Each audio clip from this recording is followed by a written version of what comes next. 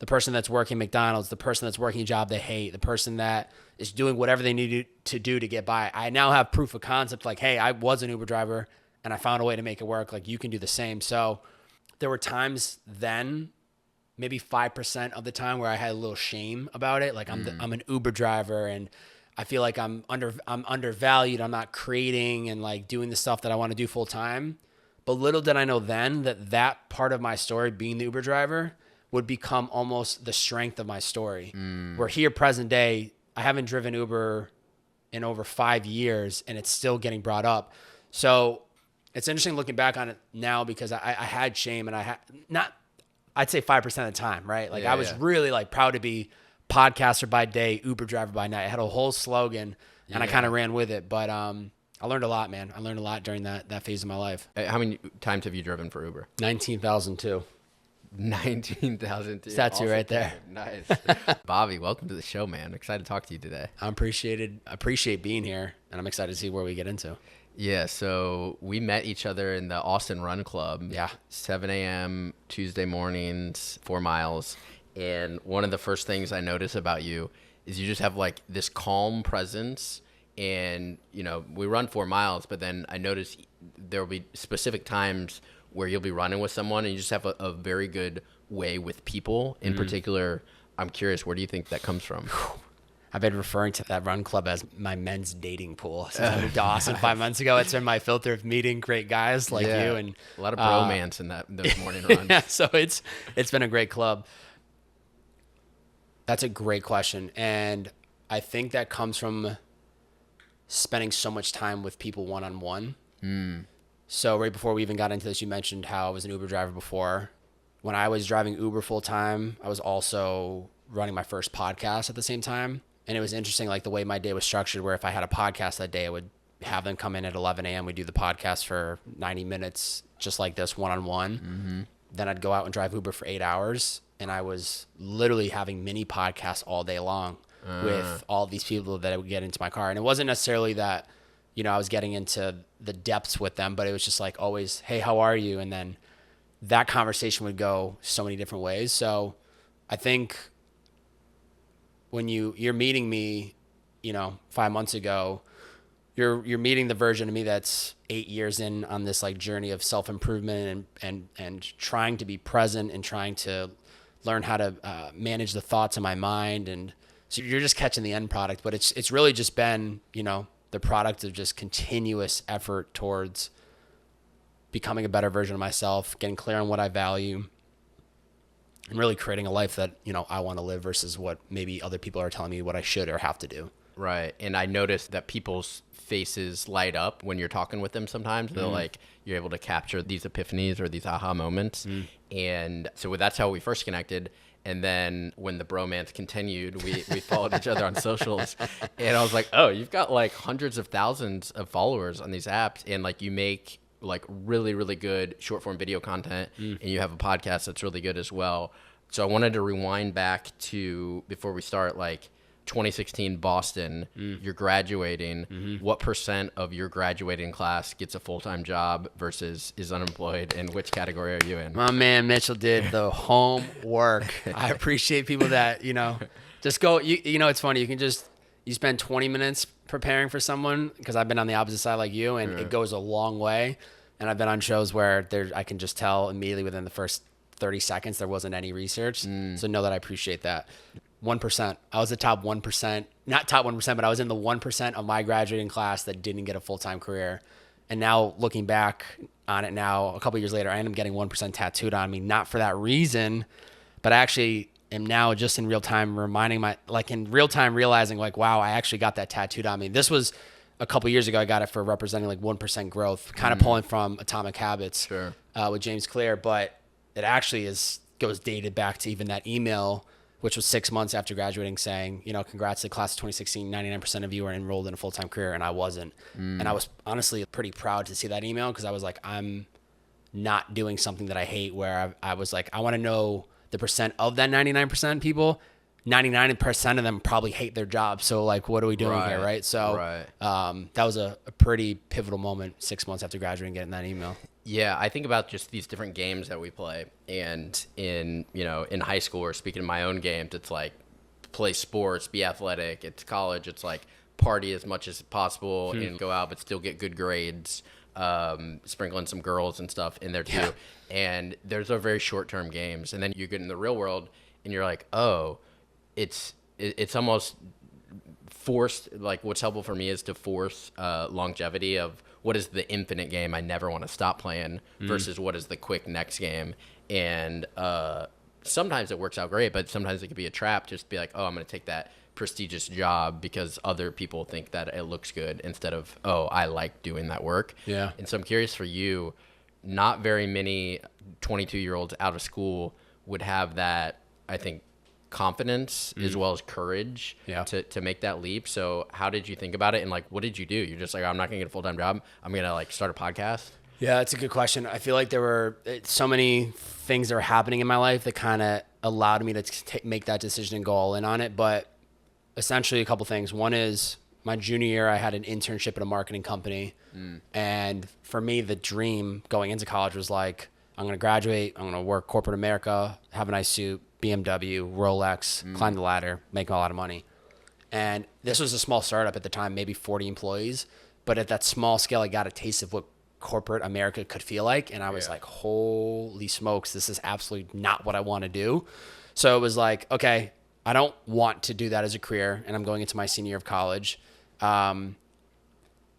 So then for the whole year of senior college, I told myself, enjoy the ride, figure it out as you go. And that's when I got introduced to the School of Greatness podcast with Lewis Howes. I started listening to him a lot. I started just asking myself questions of like, what is my purpose? What is my passion? You know, there were so many things that were kind of lining up where I could make that decision to go all in on this podcast and not get a job. But the reality is that was the idea of not getting a job was on my mind, but there was no guarantee of what the next step would look like. Even when I started driving Uber full time, man, if you asked me then how long you could drive Uber, I would have been like, probably like 6 months, maybe. I'll find a way to make money doing this podcast. Little did I know I'd go spend the next 3.5 years driving full time, right? So it's kind of like this ignorance is bliss type mindset where you're just like, I'm just going to live my life one day at a time and figure it out as I go. And that's just kind of what I did. It was like, I don't want to get a job. My student loans are kicking in 6 months. My parents fortunately supported me on not getting a job, but they were like, when those student loans kick in, do not come calling us. That's on you, which created pressure within me. And then, you know, kind of having this idea in the back of my mind to start a podcast, I was like, why don't I just do this? And the only reason I had the confidence to even start was two things. One, my buddy Dylan Reese, who I had grown up with, who is a R&B artist present day, I had helped him build his music career from the ground up when we were in high school. And so I saw like the framework of starting something from scratch. I graduate college. He gets booked on his first tour. I go on tour with him, and now I'm seeing him tour the country. I'm like, whoa, I know the framework, how to get from point A to point B, consistency, like people aren't going to care. Like I knew what I needed to do. So I was like, I have the framework to start the podcast. The next thing I needed was, who am I going to interview? And I need people for the podcast I wanted to create. And I looked around and I had a bunch of kids I went to high school with that were doing creative things. And that gave me the confidence to say, screw it, let's just like start this podcast. So I really didn't know like where the road was going to take me. I just kind of made that decision. Like, I'm not going to get a job. It was my decision to burn the boats then. I'm not going to allow myself to apply to a job. So I'm burning the boats of that being an option, which means I have no other option but to figure it out. And I did. And yeah, I was going to bring up Dylan for one of the mantras in my head is always like, find the model, right? Or for you, it's like, find the framework. Yeah. Where one of the trickiest parts is like, we don't know what we don't know. And so for me, like, I just kind of have a rule that inspiration is perishable. And so, you know, say that you hear somebody on a podcast and you're like, oh yeah, that would be cool. It's like, okay, just don't say someday, maybe.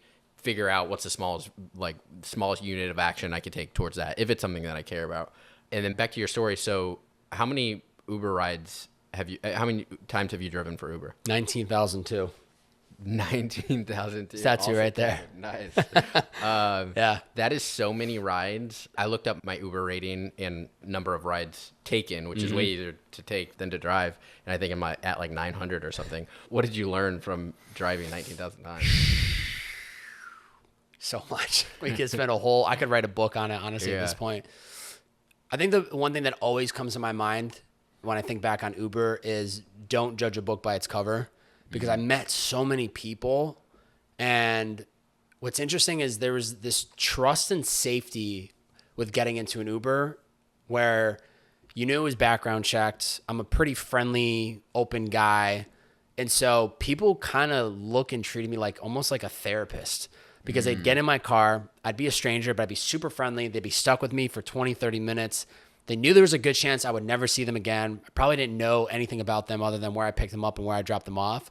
So people would just open up. Like I said to you a few moments ago, I'd ask, how's your day going? And that was a loaded question. Yeah.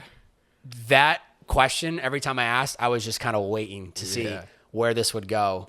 And it would go a lot of different routes. But I think don't judge a book by its cover. I think the number itself speaks for consistency. I think truly it's such a metaphor for my life. It got me from point A to point B, right? So there were times when I was driving Uber that I didn't want to do it, and I wish I was doing something else, and I just trusted and I was patient. But the last thing I'll say about it was there were times then, maybe 5% of the time, where I had a little shame about it. Like I'm an Uber driver and I feel like I'm undervalued. I'm not creating and like doing the stuff that I want to do full time. But little did I know then that part of my story, being the Uber driver, would become almost the strength of my story. Where here, present day, I haven't driven Uber in over 5 years and it's still getting brought up. So what I love about that part of my story now is that it's relatable for a lot of people. The person that's working McDonald's, the person that's working a job they hate, the person that is doing whatever they need to do to get by. I now have proof of concept, like, hey, I was an Uber driver and I found a way to make it work. Like, you can do the same. So it's interesting looking back on it now, because I had shame, and I'd say 5% of the time, right? Like I was really like proud to be podcaster by day, Uber driver by night. I had a whole slogan and I kind of ran with it, but I learned a lot, man. I learned a lot during that phase of my life. Yeah, that's awesome. Quick question. Would you ever play your podcast in the Uber if they asked? Nah. I would give out business cards if it somehow got brought up. I was running a podcast and like, here, check out check out the show. Yeah. But I was never like shamelessly plugging it like that. Yeah. Nah, I never did. So 19,002 Uber drives. And so at a certain point, you had this first podcast that you were building as you're driving Uber, and then you launch a second one. Yeah. And you just started interviewing interesting people in your life, and then that led to your next milestone, perhaps, of finding your next job. Yeah, so the gap is I was running the show. The first show was called Purpose in the Youth. And right at the time, this is 3 years into the project, I'm getting burnt out driving Uber. I'm actually kind of like questioning, is this podcast what I really want to do? This is around the same time I had that conversation with Zach Conover, which I know we chatted about before we even started. And so long story short, I ended up putting the show on pause. I ended up getting a job offer 2 weeks later by Liquid IV. I take the job with Liquid IV. I go all in with them for the next 4 or 5 months. And then I was realizing, because I wasn't podcasting for that amount of time, I was like, I miss it. Like I just spent the last 3 years podcasting. Now I'm not doing it. And so for me, it was like, I want to get back in the podcast game, but I don't want to go back to that show because it's interview based. I don't want to do interviews at this time. So I started It's the Bearded Man podcast. And the first like 30 or 40 episodes were just kind of solo, I think. And then from there, I long story short, ended up getting back into like taking that show, running with it, bringing on guests. But really, Purpose in the Youth was a vehicle for me to find my passion and find my purpose, which is what it did, which was continue to be a creator. So it also felt a pivotal time where it was like, I'm ready to rebrand, because I recognize the passion and purpose that I found for myself is actually to be a creator. So let's start something fresh. It's the Bearded Man. I was running with the whole Bearded Man branding. I'm not as loud about it as I used to be then, and I still kind of like it. So that's how I ended up launching the second show, was because I was ready to pivot, and that's been the show since that moment. I think I launched it would have been spring of 2020 during the pandemic. Right. And again, this concept of starting where you are, where you were creating content. In fact, you had an episode where you interviewed Brandon. Yeah. And was that how you got the job? Yeah, I interviewed Brandon August of 2018. And I'll never forget, 2018 was a big year for me in podcasting when I was out in LA. I just kept getting intro to all these incredible founders and people doing amazing things. And so I interviewed the founder of Cuts Clothing, which at the time was a one-man band. Now Stephen Borelli has built his business to 50 plus employees. The company's crushing it. Dude. And I'll never forget, he texted me, he's like, after the podcast, he's like, you got to interview my boy, Brandon. He's the founder of this company called Liquid IV. I'm like, Liquid what? It's like hydration company. A hydration what? Yeah. And so he connects me to Brandon. Fast forward a few weeks later, Brandon comes in. We do the podcast. Great. I see Brandon maybe 2, 3, 4 times throughout the next year, just at like mutual friends, events, whatever. And eventually, from an Instagram story that I posted a year later, he ended up seeing it, asking me to get on a call, and then ended up hiring me full time. Wow.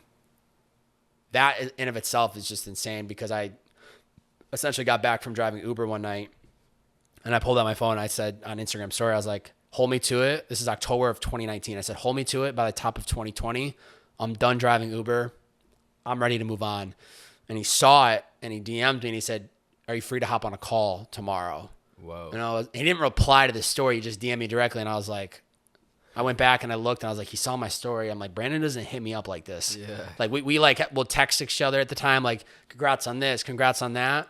But I'm like, oh, wait a second, what? And so then, 24 hours later, we got on a call and that completely changed everything for me. Right. And it's funny because depending on where you trace it back, it's like creating your first podcast gives you the ability and the confidence and the medium to interview people. Then you have the Cuts founder. Then you get the intro to Brandon, and then that gives you that job. Yeah. And then all of a sudden you have this tech job where you're learning doing on the brand side of being a content creator. Yeah. I'm curious during that era, what and now you've evolved, right? There's almost been these different chapters of Bobby, and you started out being a small creator, just trying to put stuff out there, make your brand, and maybe get some brand deals. Then you've evolved into a bigger creator, and I think you've done deals with like 8 Sleep and Google and some of these larger brands, and then you've set them up on the brand side with Liquid IV.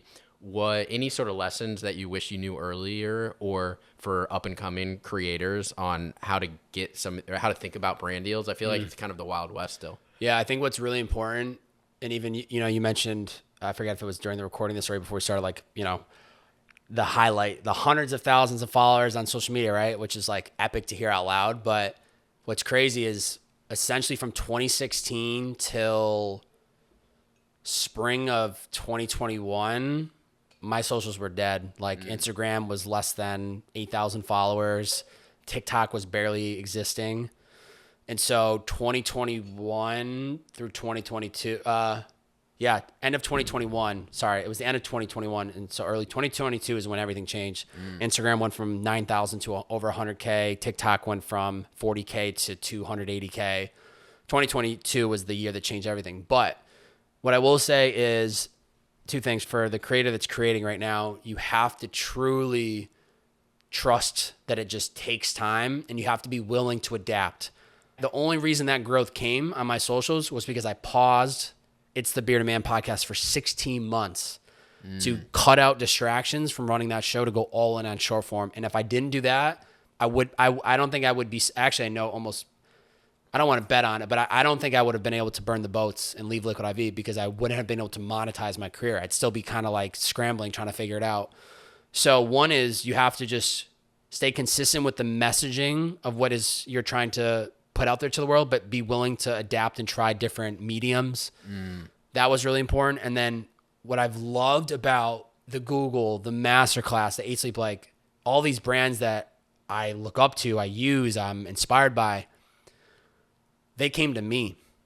And the only reason that was possible is because I stayed true to what I wanted to create. And I was going to attract the brands that were in alignment with the content that I was creating. So I think that was really important too, was there's been a few instances where I've gone out of my way to reach out to a brand and try to get my foot in the door. But almost all the brand deals that you're seeing me do work with is them coming to me. And that's just the product of me putting out consistent content that's truly aligned with who I am authentically, which then has created my reality of not only the environment, the people like yourself who I'm meeting here in Austin, but like the brands that want to work with me.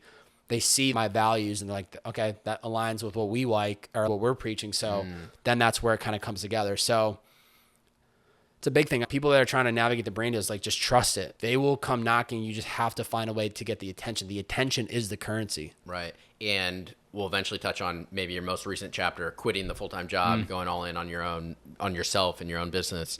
But before we get there, you mentioned burning the boats. What does that mean to you, and where'd that come from? How do you use it? Crazy. It's just I can't make this up. I can't make this up. And I love doing podcasts like this because oftentimes I'm just so forward thinking what I got to do today, tomorrow, next week. It's not until these environments and these containers I'm like, damn, this shit all connects. Yeah.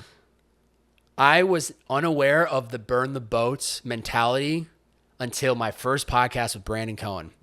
In 2018, I'm doing this podcast with him. He was just releasing this major announcement that he was getting investment from Scooter Braun, who, if you pay attention to the music industry, he's managed Justin Bieber, Ariana Grande, a lot of other incredible artists. Scooter told him the story about the burn the boats. And essentially it was, I forget the war. This is like hundreds of years ago. But the story is this group of people are coming up on land to fight another group. And they intentionally burn their boats to force this mindset of like, we have no other option but to win this war. We can't go home. And Brandon told me that story, and it ends up being one of the videos that I cut and put out for that episode.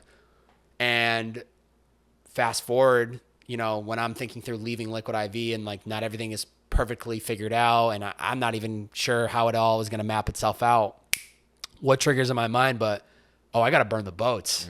I have to give myself no other option but to figure it out, just like I did when I did not get a job and started driving Uber full time. Just like the story Brandon had told me, I just needed to put myself in a position where I would have to find a way.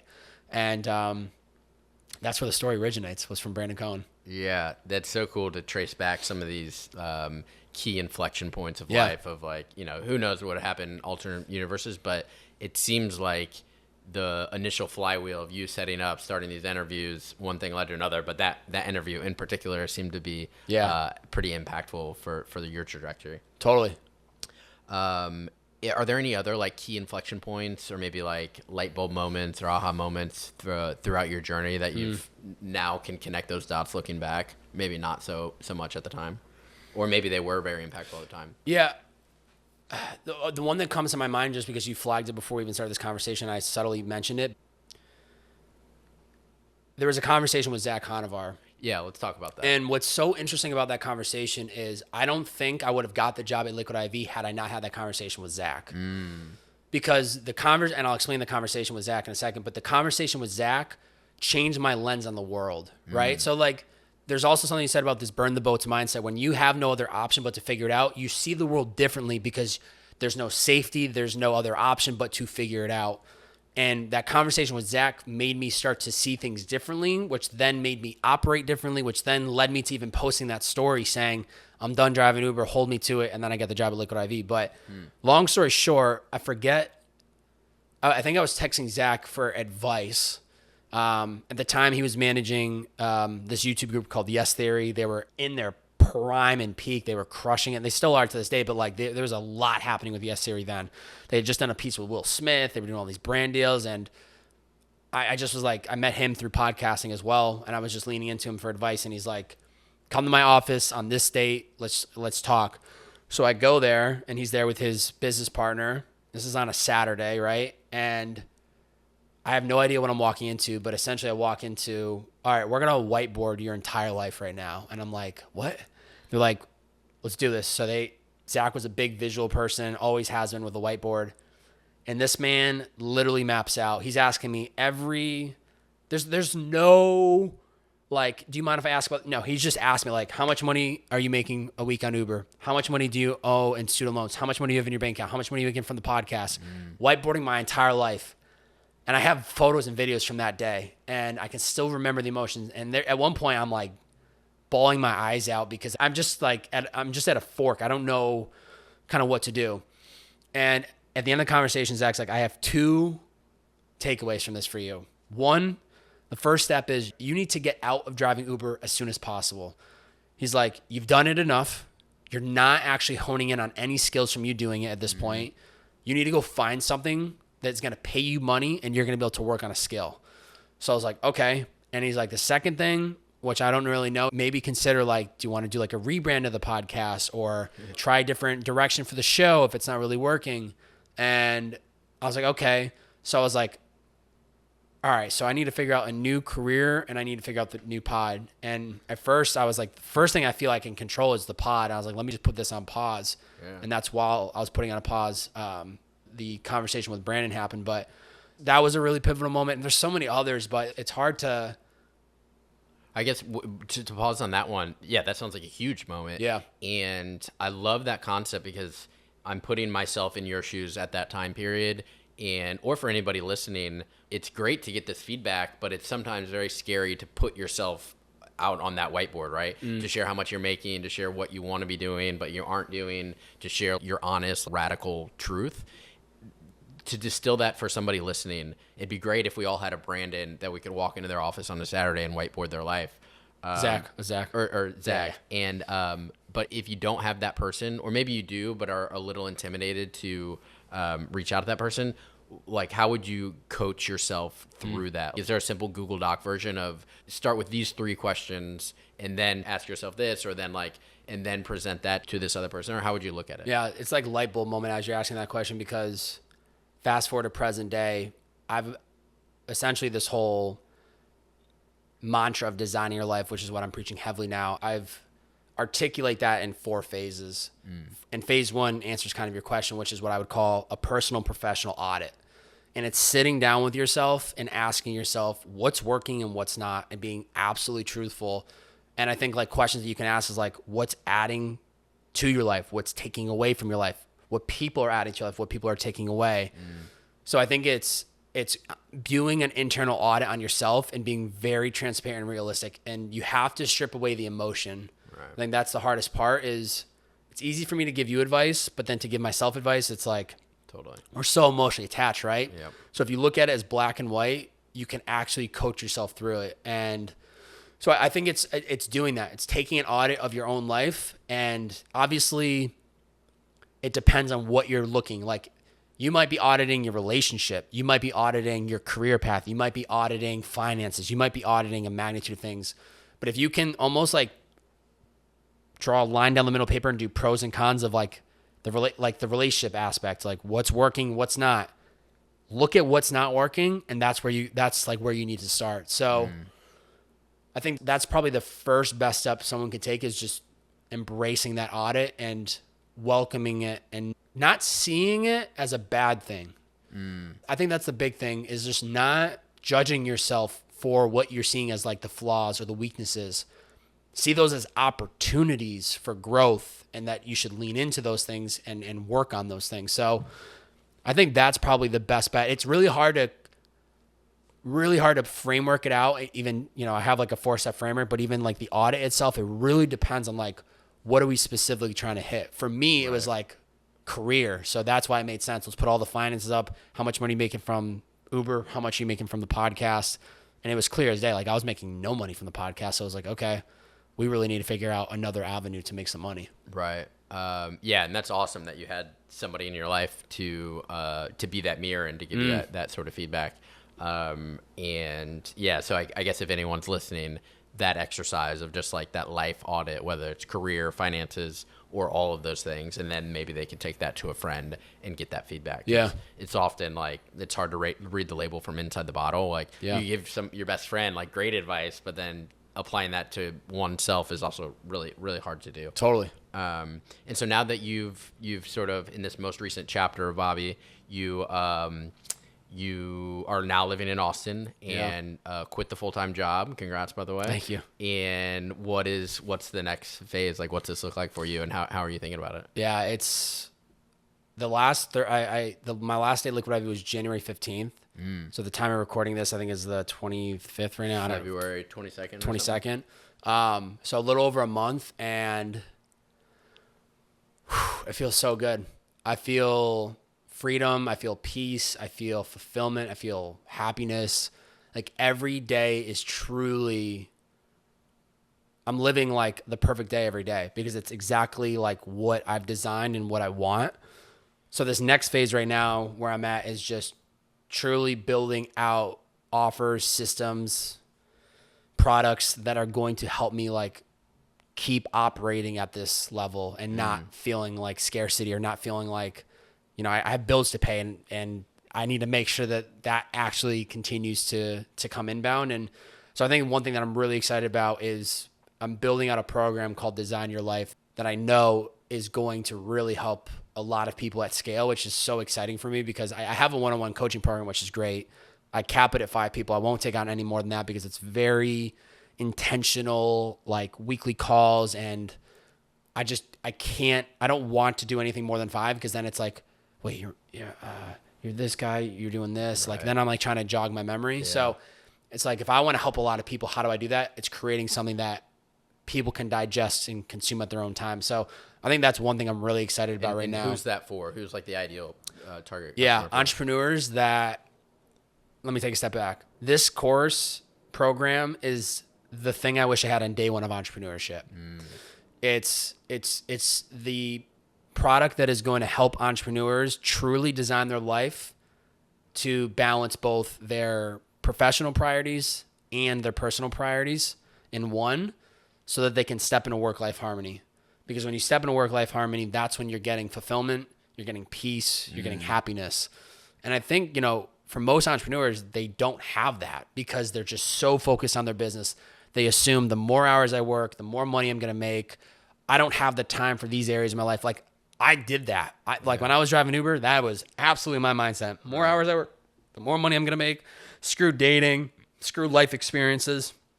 I'm here just to build and do this. And it leads to burnout. It leads to just seeing the world from a very foggy lens. So I want to help all those entrepreneurs out there that don't feel like they have work-life harmony. I want to help give that to them through this program. Yeah. A couple of the words that come to mind when I think about you and not only your content, but just knowing you as a person, it's like alignment and consistency. And in terms of the alignment, who you are today, just about like what we're jamming about before and or what we'll talk about on Run is also very similar to the content that you put out, which is also very similar to your economic engine of like your brand deals as well, but also like your coaching courses. Sometimes it could feel very heavy when things are out of alignment. It's like, oh, I do this random thing over here, but you know, my economic engine is over here.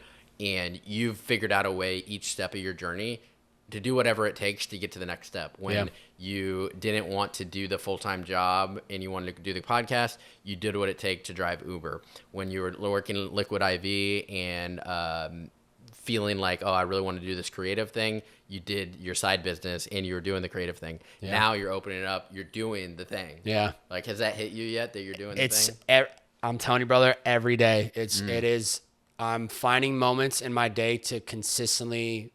Another thing I've tattooed is gratitude. I'm finding moments throughout my day. I was already doing this very often because it was such a positive mindset shift for me when I was driving Uber, when I was working for Liquid IV. But it feels like a different level now because I'm truly living in alignment. Like you said, like my day, if I look at my calendar, is only things that I absolutely want to do. And that has just brought so much fulfillment and joy to my life. And yeah, it's every day I'm reminding myself that. So it's to say, has it hit me?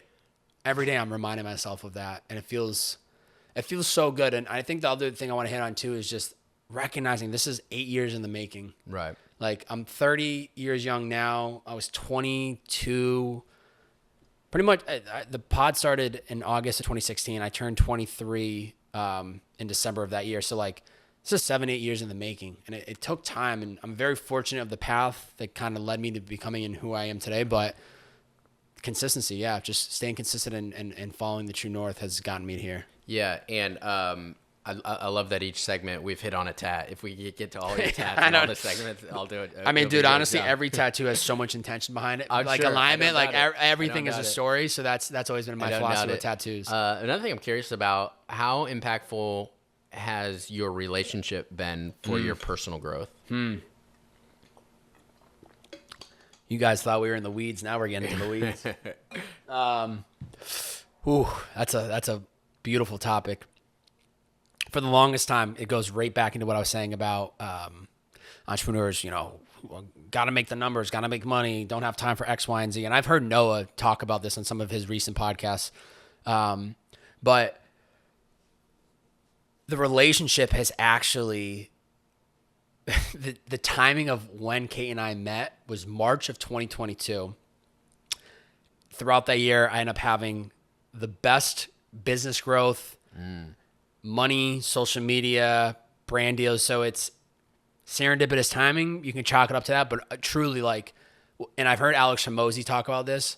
When you find and have the right woman in your corner or vice versa, you are going to experience a different hyper focus, because think about how much time and energy is spent respectfully on dating and trying to meet the right person and vetting them. And, it's a dance. And, after we've gotten through that phase, Kate and I, it got to a place where we're both very similar in interests and goals. And she has just been she has checked me too, where it's you're working too much.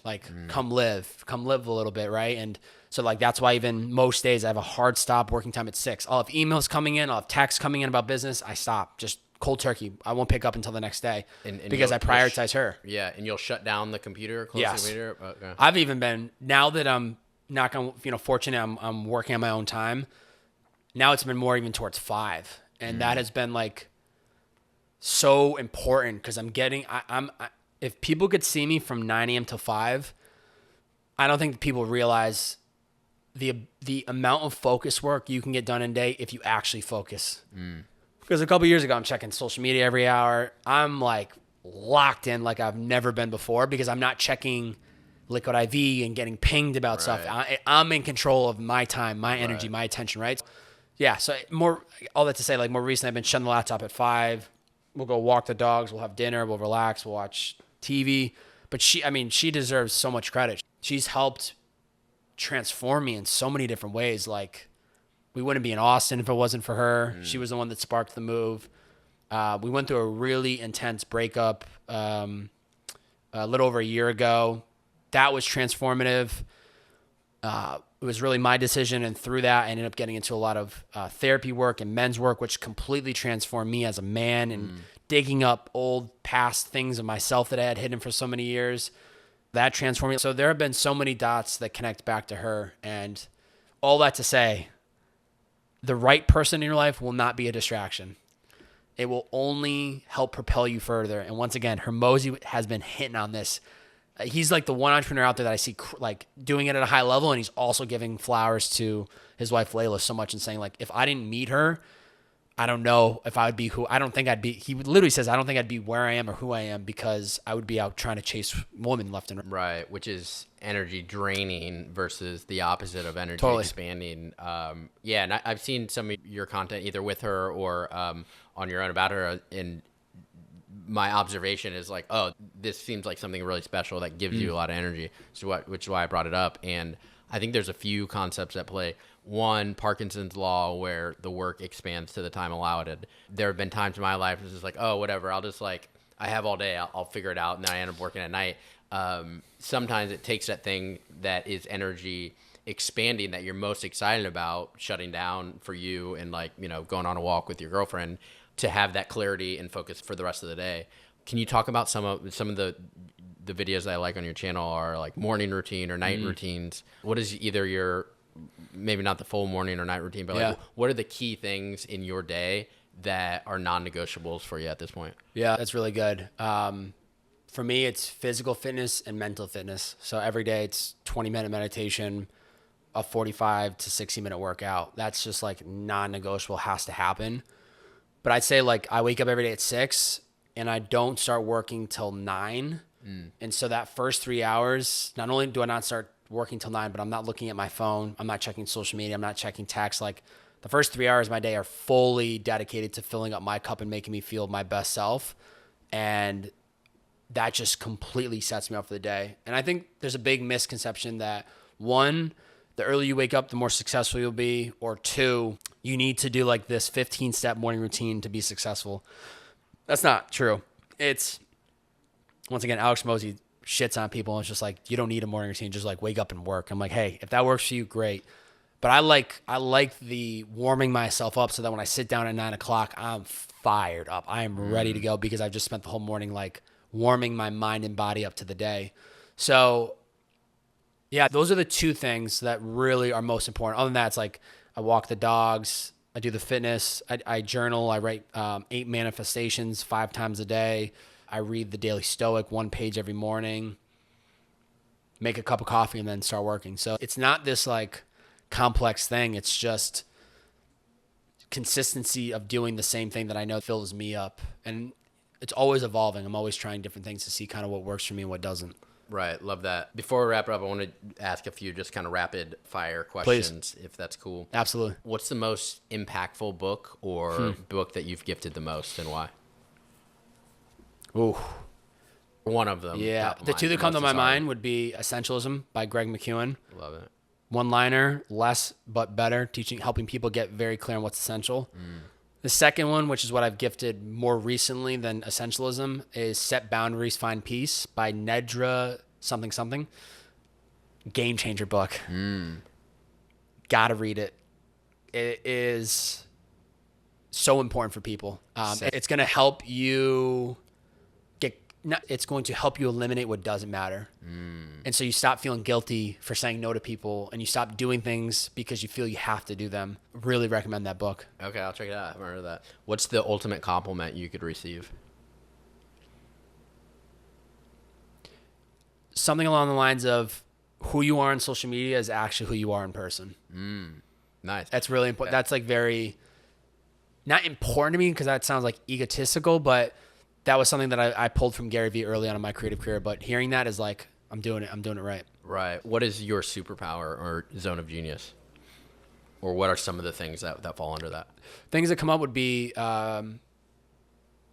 people's person, being able to really like sit with people, empathize with people and hear them and like truly hear them and not just like let the words in and out. Another thing would be time management.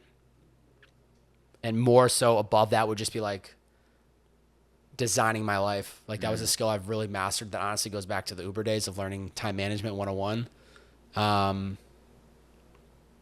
Consistency. I'm very good at when I make a decision. I want to wake up at this time, or I want to work out X amount of days of the week, or I'm only gonna, do 2 coffee meetups a week. Like I follow it to a T. I'm very disciplined because historically I've always been my own biggest critic. So when I tell myself I'm gonna do something, I do it. Yeah. What's one, I think you get fired up about certain things and let yourself get inspired. I'm very similar in that regard. Is there anything top of mind recently that has inspired you or gotten you fired up? It could be a little thing too.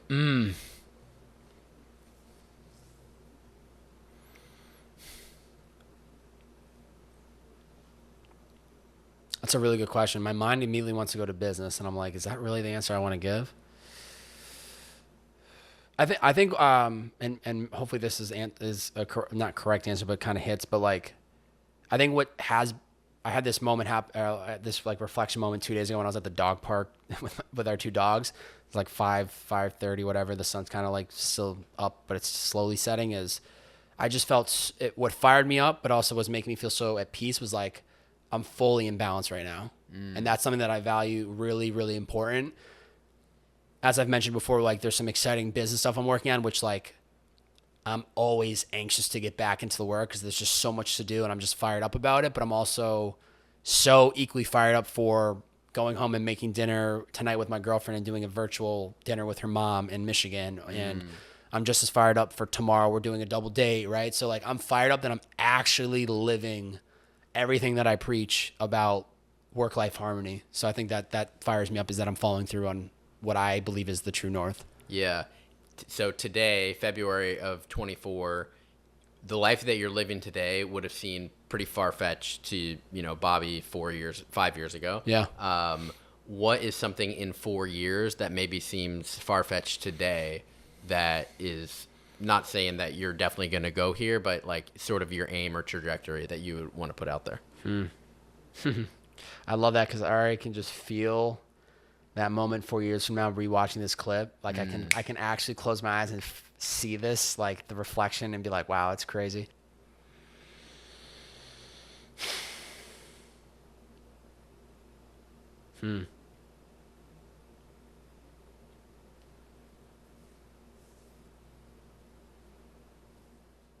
I would say everything that I'm doing now, but just in abundance. Like, like more podcasts consistently, more brand deals consistently, more business opportunities consistently. Like 4 years from now, it's going to be so many things coming at me inbound, which is also going to create this whole different true north of like now needing to be very clear on what is the priority or not. Like I've heard Chris Williamson, host of Modern Wisdom, reflect on this recently, where he talked about his life is so currently exciting, but also it's really hard because you have to say no to a lot of things, right? So I think I'm just really excited about knowing that I'm gonna have a lot of those coming inbound, and I'm gonna be in a position where I can really pick and choose what excites me the most and what do I want to spend my time and energy on. Right, which is so interesting because before it's like, oh, I want to become a completely different person and be doing these different things, blah, blah, blah. Now it's like, I want to be doing just much more of who I am today, which is beautiful.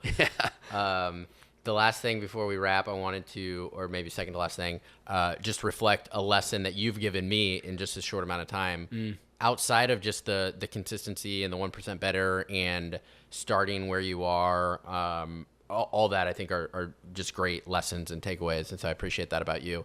But also before we started recording this, I wanted to try this thing where I was like, yo, is it cool if we do just a quick couple minutes of breath work? And you're like, yeah, dude, that'd be awesome. So I pulled out my phone and we did this for a couple minutes, and you were very open about it. And I think we both kind of reset quickly recharged. And then you gave me a piece of feedback, which you were like, dude, that was awesome, one. And two, you do a similar thing, but you just kind of, you don't even need an app or YouTube or anything. You just kind of walk them through, like, what was it, three breaths. And the lesson for me is, there's this thing I wanted to do. This is such a small thing, but I'm bringing it up because it's so actionable. There's this thing that I wanted to do, but I was unsure how it would be perceived. Granted, it's pretty low stakes. Like, I figured you'd be cool with it. But the very act of me trying it out gave me feedback on now ways to make it super easy. I could just, 3 in and out breaths. And I feel like it started the interview better. We kind of got closer because it's like, oh, you do breathwork stuff too. And then you gave me like an actionable thing to do. So, for that, thank you. And for people listening, the message is like, whatever the thing is, break it down. Like Bobby broke it down all the way to driving Ubers and just to figure it out to do his thing. And so if you have this, like, I think big takeaway for me is like, whatever the thing is, break it down and start to do it. If it's just a simple breathwork thing, like, do that today. If it's a side hustle, if it's a podcast, break it down and do a small version today. Wow. I'm honestly so happy that hits you like that. I think the one thing I want to add to that is that for me, and it has only been developed because of just the consistency of creating and throwing these ideas, is I do overthink at times, but more often than not, idea, execution. Did it work? Did it work? Did I not work? But like, do I enjoy it or do I not? Right. So for you, it's like, do I want to do this breath work or not? For you, it can't even be the thought, is this going to be, no, it's just like, is it going to feel right or not? So it's a pivot forward either way. You taking the step to, I'm going to try this thing out and hopefully it works, and it does work. Great. I'm going to keep going. That you move forward. Or it goes the opposite direction. It just didn't feel right. You still move forward because you threw on something that you had an idea on. And so I think more often than not, we think that a decision is going to be a failure or a setback, but in reality, it's just a learning opportunity, right? Two things are going to happen. Either it's a winning decision, you got what you wanted, or it doesn't feel right, doesn't sit well, so it's a learning opportunity. And when you live and think like that, you're just flowing. You're just flowing like that. But I'm really happy to hear that it had that type of profound, like, aha moment for you. And I'm glad I could be a mirror for that. Yeah. And I like just it's not necessarily the outcome of it. It is how does it feel, which you can reflect back on yourself. If anybody listen to it. Yeah. And also for those, you didn't elaborate on this, but the one thing I also challenge you on that, I said, you don't even need the app. Right. You can guide someone yourself because you're so in tune with like breath work and you've done enough sessions where you don't need an external. to run it. You can do it, which is also just going to create a more emotionally connected space for it. So, yeah, keep doing it. I think it's going to feel good. Hell yeah, dude. Dude, Bobby, thank you so much for coming on. Where can people find you? At Bob-A, B-O, 3 B's, 4 A's and Y on all social media platforms. If you can't spell that out, just go to bobbyhobert.com, my website. You can find socials, programs, all that good stuff there, newsletter and whatnot. 3 B's, 4 A's, and Bob before that. Any last message that you want to give the listeners, whether it's a challenge for them to do something or something you wish you would have done earlier, or just a message for anyone listening? Yeah, I really do believe that most people are living life in autopilot and not necessarily doing the things they want to do. So if I could challenge you, is the 4-step process. And very simply, 1, take a personal audit of your life. What's working, what's not, what triggers you even just thinking about it. Take note of it. Second step, I want you to visualize, what would the dream life look like? If you could wake up tomorrow and truly live a perfect day, a perfect life, what does your life look like, feel like? Who's around you? What are you spending your time and energy on? Great. Now you can visualize it, feel it. It's almost tangible. Third step, I want you to take what that dream life looks like and build it into your life. Build it into your calendar. All the stuff that came up in the audit where you're like, this doesn't feel right, I don't want this, remove it. Don't even put any time towards it on your calendar. And then lastly, create boundaries. Create rules for you to live by that are going to keep you on track and stop you from caving to the things that you know that don't really matter to you. If you follow those 4 steps, you're going to design a life that not only makes you feel fulfilled, but that ripple effect, that energy that you're going to ripple onto your community, to your family, to your friends, to your loved ones, 10x. It's going to change everything. So I think if we can get more people living a life by design, I think the world will change for the better, because everyone's going to be so fulfilled and happy with the things that they're doing. Hell yeah, dude. You're living proof. I appreciate you laying that out and for coming on the show. 4 steps to freedom, baby. Check out Bobby. Thank you, Bobby. This has been great, man. Yeah, I appreciate you.